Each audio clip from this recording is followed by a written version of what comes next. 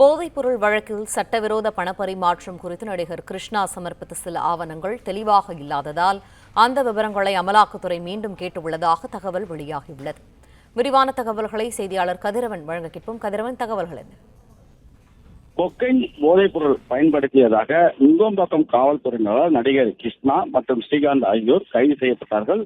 மேலும் இந்த வழக்கில் 10க்கும் மேற்பட்டோர் கைது செய்யப்பட்டு அவர்களையும் கைது செய்து சிறையில் அடைத்தார்கள். இந்த விவகாரத்தின் போது கொக்கைன் போதைப் பொருளுடன் 40,000 ரூபாய் பணமானது பறிமுதல் செய்யப்பட்டது. போதைப் பொருள் வழக்கில் சட்டவிரோத பண பரிவர்த்தனை நடந்திருப்பதாக இந்த வழக்கையும் அமலாக்கத்துறை கையில் எடுத்தது. குறிப்பா இந்த பணப்பரிமாற்றம் நிகழ்ந்ததாக கூறிய நபர்களிடம் விசாரணை நடத்துவதற்காக புழல் சிலைக்கு சென்றும் விசாரணைகள் நடத்தினார்கள். அதே போலதான் நடிகர்கள் ஸ்ரீகாந்த் மற்றும் கிருஷ்ணா ஆகியோர் விசாரணைக்காக ஆஜராகும்படி சம்மனம் அனுப்பியிருந்தார்கள்.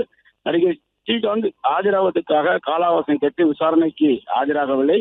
விலக்கு கேட்டும் கால அவகாசம் கேட்டும் அவர் ஆஜராகாமல் அவரது வழக்கறிஞர் தரப்புல தகவல் தெரிவிக்கப்பட்டது. அதன்படி மீண்டும் ஒரு நாள் ஸ்ரீகாந்த் அவர்கள் ஆஜராவார் என்று எதிர்பார்க்கப்படுகிறது. இந்த நிலையில்தான் கடந்த 29ஆம் தேதி நடிகர் கிருஷ்ணா சென்னை நுங்கம்பாக்கத்தில் உள்ள அமலாக்கத்துறை அலுவலகத்தில் விசாரணைக்கு ஆஜரானார். தொடர்ந்து 11 மணி நேரம் அமலாக்கத்துறை அவரிடம் விசாரணையை நடத்தினார்கள்.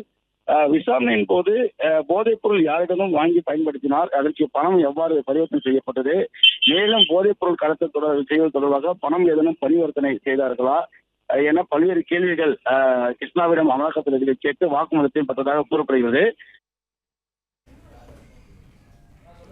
நன்றி கதிரவன், விரிவான தகவல்கள். பிளே ஸ்டோர் மற்றும் ஆப் ஸ்டோரில் இருந்து பாலிமர் செயலியை QR கோடு மூலம் பதிவிறக்கம் செய்யுங்கள். செய்திகளை உடனுக்குடன் பெறுங்கள்.